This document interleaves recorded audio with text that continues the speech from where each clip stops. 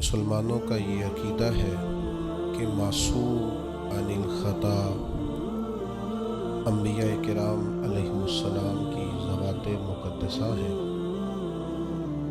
یا یہ شرف اللہ تعالیٰ نے فرشتوں کو عطا فرمایا ہے۔ انبیاء کرام علیہم السلام اور فرشتوں کے بعد کوئی بھی شخص معصوم نہیں ہے۔ ہر شخص سے غلطی کا امکان موجود رہتا ہے۔ صحابہ کرام، اہل بیت اطہار اور اللہ کے نیک بندے گناہوں سے محفوظ ہوتے ہیں۔ اللہ تعالیٰ توفیقات دیتا ہے، ان غلطیوں سے وہ بچے رہتے ہیں، لیکن معصوم نہیں ہوتے۔ یہی اہل حق کا عقیدہ ہے۔ اللہ تبارک و تعالیٰ نے اپنے ایک حکم کے ساتھ کائنات کے آغاز کی کہانی جب شروع ہوئی تھی تو اسی میں دو کردار ہمارے سامنے آ گئے تھے، ایک شیطان اور دوسرے جناب سیدنا آدم علیہ السلام۔ خطا شیطان نے بھی بہت بڑی کی۔ اس سے کہا گیا کہ جناب آدم کو سجدہ کرے، ابا واستکبر وکان من الکافرین۔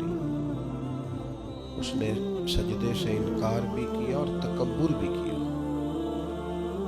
یہ لفظ کہے کہ انا خیر منہ، میں جناب آدم سے بہتر ہوں۔ ابا واستکبر، انکار بھی کیا، تکبر بھی کیا، وکان من الکافرین، کافروں میں سے ہو گیا۔ خطا ہو گئی، بھول گیا۔ اب جب اسے کہا گیا کہ چلو اس کو تسلیم ہی کرو، کیوں نہیں کر رہے تم سجدہ جناب آدم کو؟ اس نے کہا اس لیے نہیں کر رہا کہ میں بہتر ہوں، میں کیوں کروں۔ اب ایک اجتہادی خلاف اولا، ایک اجتہادی خطا جناب آدم علیہ السلام سے بھی ان سے کہا گیا تھا کہ وَلَا تَقْرَبَ هَٰذِهِ الشَّجَرَةَ، اس درخت کے پاس نہ جانا۔ سورہ اعراف اگر آپ اس کا مطالعہ فرمائیں تو اس میں اس ساری بات کو اللہ تعالیٰ نے خود بیان فرمایا ہے کہ ہم نے آدم علیہ السلام اور ان کی زوجہ کو جنت میں رہنے کا حکم دیا، درخت کا پھل کھانے سے منع کیا۔ رب خود فرماتے ہیں شیطان نے انہیں وسوسہ دیا، قسمیں اٹھا اٹھا کے یقین دلاتا رہا، اسباب بنے باقاعدہ، انہیں بار بار کہا کہ کچھ بھی نہیں ہوگا۔ اب اللہ کے نبی معصوم ہوتے ہیں، وہ ایک اجتہادی خطا جو اس وقت ہوئی، اور پھر اللہ کے انبیاء کرام علیہم السلام اس کو سمجھتے بھی تھے کہ یہ اس کی تقدیر کے تقاضے ہیں، کیونکہ جناب آدم کو جنت میں بھیجا گیا ہے لیکن بنایا تو زمین کے لیے گیا۔ جب یہ بات شروع ہوئی تھی تب بھی کہا تھا وَإِذْ قَالَ رَبُّكَ لِلْمَلَائِكَةِ إِنِّي جَاعِلٌ فِي الْأَرْضِ خَلِيفَةً، اللہ نے فرشتوں سے کہا میں زمین کے لیے خلیفہ بنانے لگا ہوں، نائب بنایا ہی زمین کے لیے۔ یہ تقدیر تھی، حکمت الہی تھی، یہ سارا کچھ ہوا۔ اب جناب آدم علیہ السلام کو جو منع کیا گیا تھا تو آپ اپنے اجتہاد کے باعث آپ نے اس درخت کی طرف رغبت فرمائی، لیکن جب حضرت آدم علیہ السلام کو زمین پر بھیج دیا گیا وہ اڑ گیا تھا، اس نے اپنی غلطی کو ماننے سے انکار کر دیا اور یہ کہا میں بہتر ہوں۔ لیکن رب فرماتا ہے ان دونوں کو جب زمین پہ بھیجا تو قالا، دونوں نے کہا ربنا ظلمنا انفسنا، اے اللہ ہم نے اپنی جان پر زیادتی کی، اللہ کریم ہم بھول گئے، مالک تیرے بندے ہیں، تیرے حضور عاجزی پیش کرتے ہیں، ہم نے اپنی جان پر زیادتی کی ہے۔ وَإِن لَّمْ تَغْفِرْ لَنَا، اگر تو ہمیں نہ بخشے گا، وَتَرْحَمْنَا، اور اگر تو رحم نہیں کرے گا، لَنَكُونَنَّ مِنَ الْخَاسِرِينَ، تو ہم تو ضرور نقصان والوں میں ہو جائیں گے، ہمارا تو بڑا نقصان ہے۔ یہاں دیکھیے اعتراف کا کیا رنگ ہے، اور وہاں دیکھیے اپنی غلطی پر دلیل دے کر اکڑنے کا کیا مزاج ہے۔ نتیجہ کیا نکلا؟ راندہ درگاہ ہوا، شیطان لعین ہوا، مردود بارگاہ ہوا، اور یہاں یہ انعام ملا کہ اللہ تعالیٰ نے جناب آدم کو تمام انسانیت کا باپ بنا دیا۔ اس انسانیت میں نبی، رسول، ولی، غوث، قطب، ابدال سب شامل ہیں، انسانیت کا باپ بنا۔ میں اور آپ جس معاشرے میں رہتے ہیں، اس معاشرے کی قباحتوں میں سے اور ہماری باطنی کمزوریوں میں سے اور ہماری اخلاقی کمزوریوں میں سے ایک بڑی کمزوری یہ ہے کہ ہم اپنی غلطیوں کا اعتراف نہیں کرتے۔ عادت سی بن گئی ہے دوسروں پہ ڈال کے اپنے آپ کو مطمئن کرنے کی، طبیعت سی بن گئی ہے یہ کہہ کر اپنی جان چھڑا لینے کی کہ یہ تو فلاں کی وجہ سے ہوا تھا۔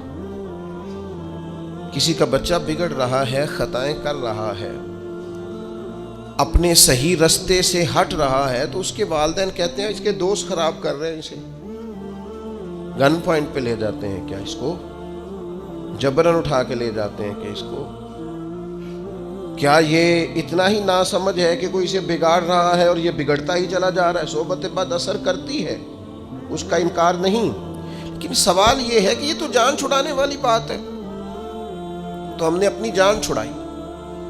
اپنی زندگی میں جو لوگ اپنی غلطیاں ماننا شروع کر دیتے ہیں وہ ایک فائدہ اپنے ساتھ کرتے ہیں اور ایک اپنی آنے والی نسل کے ساتھ فائدہ کرتے ہیں۔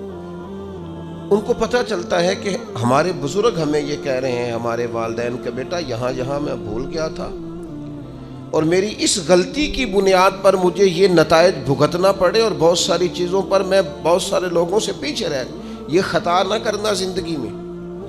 لیکن وہ ہمیں اپنی تعریفیں سنانے سے فرصت ملے تو اپنی غلطیوں کی طرف جائیں۔ ہمیں آئینہ ہر روز ہمارا ہی حسن ہمیں ہی دکھاتا رہتا ہے۔ اگر ہمیں کہیں کوئی کمزوری نظر آئے تو تب ہے نا۔ صوفیاء کرام کے سرخیل ہیں حضرت مجدد الفسانی رحمۃ اللہ علیہ، تو شیخ سے کسی نے کہا خوش بخت انسان کون ہوتا ہے، تو مجدد صاحب فرمانے لگے جسے اپنی غلطیاں نظر آنی شروع ہو جائیں۔ خوش بخت ہے وہ آدمی جس کو اپنے گریبان میں منہ ڈالنے کا شوق پیدا ہو، خیال آئے تو اس کی تربیت شروع ہو جاتی ہے۔ لیکن جو ہر بات، میں ایک چھوٹی سی بات آپ کی خدمت میں عرض کروں، میں آپ اس سے اختلاف کر سکتے ہیں، تو میرا تجربہ یہ ہے، میں نے تعلیمی زندگی گزاری ہے، میرا تجربہ یہ ہے کہ جو نہیں نہ پڑھا اپنی وجہ سے نہیں پڑھا، کہے بعد میں وہ کہ جو خاندانی مسائل بڑے تھے، مجبوریاں بڑی تھی گھر کے، کہے جو جس نے کہنا ہے کہے، پر میں یہ بات ماننے کو تیار نہیں ہوں، اس لیے کہ میں نے اپنی زندگی میں دیکھا جنہوں نے پڑھنا تھا نا وہ پارٹ ٹائم جاب بھی کرتے تھے اور پڑھائی بھی کرتے تھے۔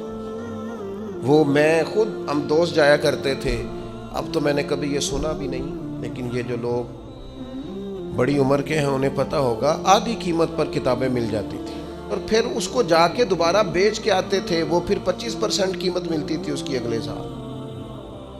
تو اس طرح سے سمٹے ہوئے خرچوں میں اور اس طرح اخراجات کی کفایت شاری میں لوگ پھٹیوں پر بیٹھ کے پڑھتے رہے، اور بہت ساری مائیں بستہ لے کے دینے کی پوزیشن میں نہیں ہوتی تھیں، تکیے کے غلاف میں پہنی ہوئی کتابیں، اور 3 دوستوں نے مل کے ایک چٹائی خریدنے کا پلان بنا لیا، اس پر بیٹھے ہوئے اور پھر ایک دوات کے ساتھ 3 قلم اسی دوات میں ڈبو کر وہ اپنا اپنا کام کرنے والے، اور ایک دوسرے پر احسار بھی کیا جا رہا ہے تو پین میں سیاہی بھرنے کا احسار کیا جا رہا ہے، کسی کو دی بھی جا رہی ہے تو کہا تھوڑی گاچی دے دو تاکہ میں بھی اپنی پھٹی کو صاف کر لوں۔ لیکن یہ پڑھتے پڑھتے لوگ، چھوٹی کتابوں پہ پڑھتے پڑھتے انہوں نے بڑے بڑے انقلاب برپا کر دیے۔ ہم یہ دیکھتے رہے کہ اپنی کمزوریوں کی وجہ سے لوگ پیچھے رہ گئے جو رہ گئے، ورنہ جن لوگوں نے تھوڑی سی بھی توجہ کی اللہ تعالیٰ نے ان کی مدد فرمائی۔ زندگی میں جو جس مقام پر بھی کھڑا ہے، وہ ابھی بیٹا ہے یا والد بن چکا ہے، وہ ابھی شاگرد ہے یا استاد کے منصب پر فائز ہو چکا ہے، وہ ابھی طالب علم ہے یا عملی زندگی میں کسی شعبے کے ساتھ منسلک ہو چکا ہے، اگر وہ چاہتا ہے کہ اگلی زندگی میں کم از کم ناکام نہ ہو تو پیچھے جو اس سے کوتاہیاں ہو گئی ہیں ان کا اعتراف کرنا شروع کرے۔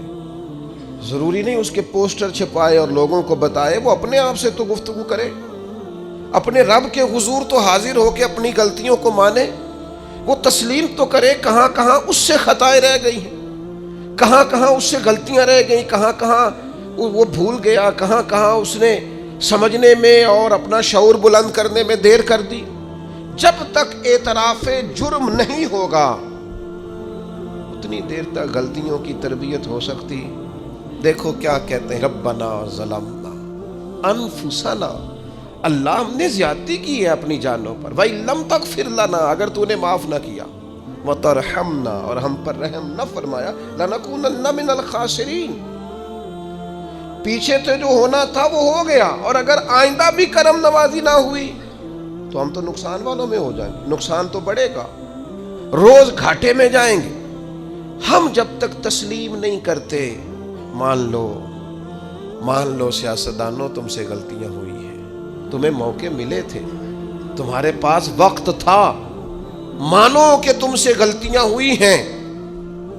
وہ جس کا بیٹا اس کے سامنے تلخ بولتا ہے اور پھر رات کو وہ بستر میں منہ دے کے روتا ہے, وہ کیوں نہیں مان لیتا کہ اس سے غلطیاں ہوئی ہیں؟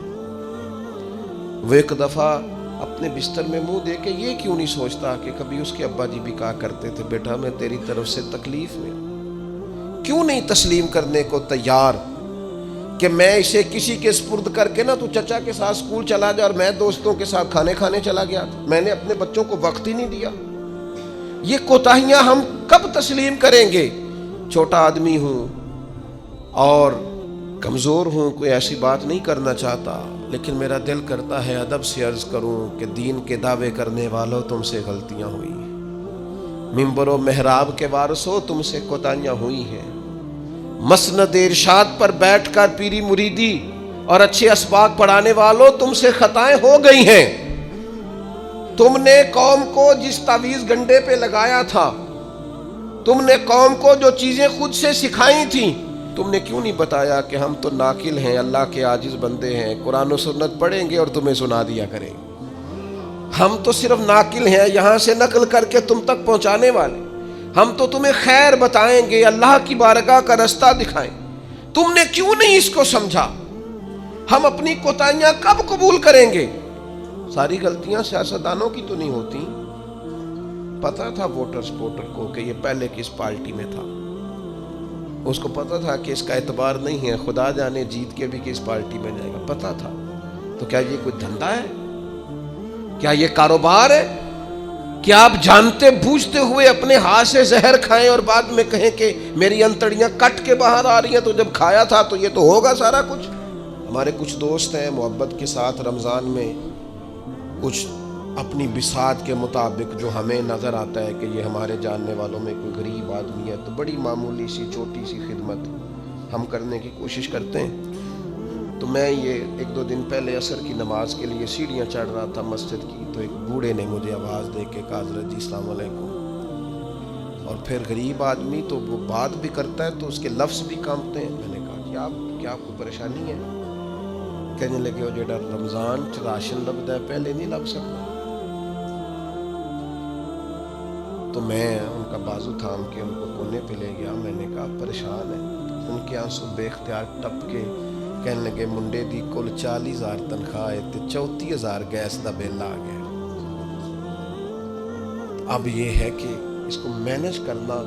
اقبال نے کہا تھا تو خالق و مالک ہے مگر تیرے جہاں میں, اللہ کی بارگاہ میں کہا تھا مالک تو قادر و عادل ہے مگر تیرے جہاں میں ہے تلخ بہت بندہ مزدور کے اوقات. اللہ تیری حکمتیں ہیں, تو ہی بہتر جانتا ہے, ضرور کوئی حکمت ہوگی, لیکن بعض لوگ تکلیف میں آ کیسے مینج کریں؟ کیوں نہیں اپنی غلطیاں مانتے؟ ہم نے غلط لوگوں کو سپورٹیں کی ہیں. ہم نے بس یہ دیکھا ہے کہ وہ میرے گھر آیا ہے, مجھے بھی چودھری مانتا ہے چھوٹا سا, لہذا پیچھے لگ گئے. کون اشک شوئی کرے؟ اور پھر یہ تو میں نے ایک مثال دی ہے نا, یہ جانے کس کس کے ساتھ یہ معاملہ ہے اور کس کس انداز میں یہ معاملہ ہے. میرے عزیز, اعتراف جرم, اپنی غلطی کا احساس, یہ نعمت اگر ہمیں میسر آئے. کسی بھی سیاسی جماعت کا کوئی آدمی بھی ٹی وی پر آتا ہے اور وہ جب انٹرویوز دینے شروع کرتے ہیں تو کیا ہر پارٹی کا سربراہ معاذ اللہ معصوم ہے؟ ان سے غلطیاں نہیں ہوتی؟ کیوں نہیں آپ اعتراف کرتے کہ یہاں ہمارا لیڈر بھی بھولتا ہے, خطا کرتا ہے؟ کیوں آپ اخلاقی جرت کا مظاہرہ نہیں کرتے؟ آپ اس طرح دفاع کرتے ہیں کہ جیسے اس میں کوئی کمی ہے ہی نہیں.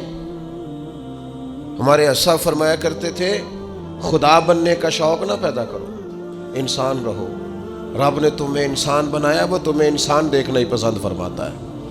یہ کیا تم نے دعوے شروع کر دیے؟ غلطی کوئی نہیں ہوتی، یہ کیسے ہو سکتا ہے وہ غلط فیصلہ کرے؟ آپ مانیں بندے کی توبہ اللہ کب قبول کرتا ہے؟ مشکات میں حدیث ہے سیدہ عائشہ صدیقہ سے، حضور فرماتے ہیں ان العبد اذا اعترف، یہ لفظ ہے سرکار کے، اس پر غور کیجیے، فرمایا بے شک جب بندہ اعتراف جرم کرتا ہے رب کی بارگاہ میں بیٹھ کے، وہ مان جاتا ہے یا اللہ یہ مجھ سے بھول ہو گئی، میں نفس کے ہاتھوں مجبور ہو گیا، یہ مجھ سے غلطی ہو گئی، شیطان نے ان العبد اذا اعترف، بے شک جب وہ رب کی بارگاہ میں اعتراف جرم کرے، ثم تاب، پھر توبہ کرے، تو تاب اللہ علیہ، اللہ فوراً اس کی توبہ کو قبول فرما لیتا ہے۔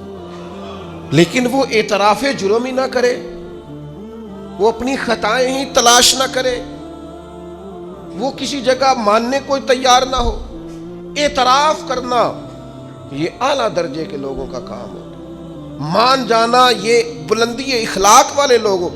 ہم سے کوتاہیاں ہو گئیں، میں آپ کی خدمت میں ادب سے عرض کروں گا، زندگی میں بہت ساری چیزوں سے پرہیز بڑا ہی ضروری ہے، اس لیے اپنی ذات کے طواف سے پرہیز بھی بڑا ہی ضروری ہے۔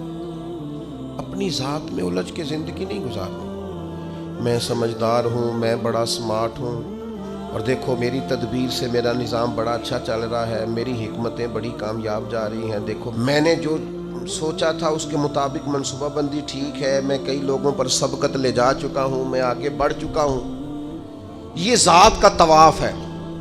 اپنی ذات کے طواف سے نیچے اتر کر سوچ لیں اور دو چیزیں اپنے ذہن میں بٹھا لیں، طے کر لیں، زندگی روحانیت کی طرف بڑھنے لگی۔ ایک یہ چیز اپنی ذہن میں بٹھا لیں کہ میرے اندر زندگی میں جو کمیاں کمزوریاں رہ گئیں وہ میری وجہ سے ہیں، اور اگر کوئی خیر ملی ہے تو وہ محض اللہ کے فضل کی وجہ سے، میری طاقت کے سبب کچھ نہیں ہے، محض فضل الہی۔ یہ دو چیزیں جب بندے میں پیدا ہوتی ہیں تو اس کی روحانیت مضبوط ہوتی، ورنہ تو اپنی ذات کے چنگل سے لوگ آزاد ہی نہیں ہوتے۔ اعتراف، حضرت ماعز بن مالک رضی اللہ تعالیٰ عنہ نے آ کے عرض کی حضور بہت بڑا جرم ہو گیا ہے، نبی کریم نے توجہ ہی نہیں کی، پھر عرض کی حضور بھول گیا تھا، سرکار نے رخ پھیر لیا، پھر عرض کی حضور بھول گیا تھا، کریم فرمانے لگے کیسی ذہنی الجھاؤ کی بات کرتا ہے، پھر فرمایا دیکھو محسوس کرو ہوش میں تو ہے، عرض کی حضور مہربانی کرتے، یہ جو احساس ندامت ہے سونے نہیں دیتا، کرم نوازی کرے۔ یعنی ایک شخصیت حاضر بارگاہ ہوئی ہے، عرض کی حضور جرم ہو گیا بہت بڑا، سرکار نے توجہ ہٹائی، پھر عرض کی حضور بھول گیا تھا، خطا ہو گئی، پھر توجہ ہٹائی، عرض کی حضور اگر میرے لیے طہارت کا سامان نہ کیا گیا تو میں بہت بڑے نقصان میں چلا جاؤں گا، کرم نوازی کر دی جائے۔ فرمایا دیکھو لوگو ہوش میں تو ہے، یا رسول اللہ بالکل ہوش میں۔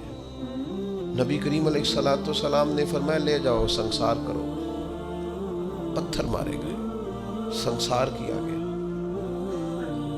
اعتراف کیا، مانا، سزا قبول کی، اپنے لیے فیصلہ کیا کہ مجھے سزا لینی چاہیے، ان کا وصال ہوا۔ یہاں تک تو معاملہ ان کا تھا، لیکن اس اعتراف پر انعام یہ ملا کہ محبوب نے فرمایا غسل کفن کرو، میں خود جنازہ پڑھاؤں گا۔ نبی رحمت علیہ السلام نے امامت فرمائی، میرے مرنے پہ ہر سو شور مچ جائے گا دیکھو گے، اور کہنے الوداع سرکار خود تشریف لائیں گے۔